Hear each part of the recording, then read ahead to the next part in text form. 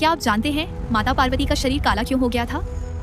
और भगवान शिव ने ऐसा क्या किया कि उनका रूप चांद की तरह चमकने लगा? 8वें नवरात्र की यह कथा हर भक्त को जरूर सुननी चाहिए। अगर आप माँ महागौरी की कृपा चाहते हैं तो कमेंट में जय माँ महागौरी जरूर लिखें।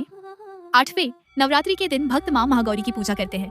इनका स्वरूप अत्यंत शांत, पवित्र और करुणामयी माना जाता है। इनकी कथा बहुत ही रोचक और भावुक है। बहुत समय पहले की बात है, हिमालय पर्वत की पुत्री माता पार्वती के मन में बचपन से ही एक संकल्प था कि वे केवल भगवान शिव को ही अपने पति के रूप में प्राप्त करेंगी। लेकिन भगवान शिव तो गहन तपस्या में लीन रहते थे। वे संसार की किसी भी चीज से आकर्षित नहीं होते थे। तब माता पार्वती ने उन्हें पाने के लिए कठोर तप करने का निश्चय किया।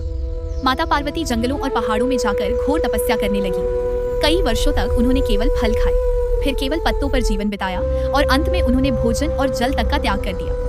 वर्षों की इस कठिन तपस्या के कारण उनका शरीर धूल मिट्टी से ढक गया और उनका रंग काला पड़ गया। लेकिन उनकी भक्ति और संकल्प में जरा भी कमी नहीं आई। देवता भी उनकी तपस्या देखकर आश्चर्यचकित हो गए।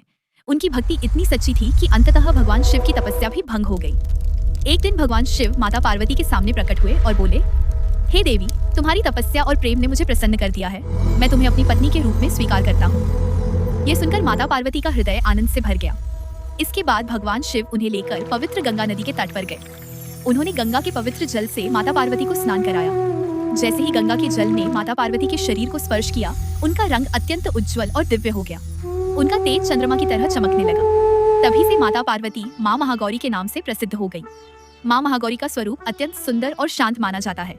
वे सफेद वस्त्र धारण करती हैं, उनके 4 हाथ होते हैं और वे सफेद बैल पर सवार रहती हैं। ऐसा कहा जाता है कि जो भी भक्त सच्चे मन से माँ महागौरी की पूजा करता है, उसके जीवन के सभी दुख और पाप नष्ट हो जाते हैं। माँ अपने भक्तों को सुख, शांति, सौभाग्य और समृद्धि का आशीर्वाद देती है। अगर आपको यह वीडियो पसंद आई है तो कमेंट में जय मां महागौरी जरूर लिखें और इस कथा को ज्यादा से ज्यादा शेयर करें।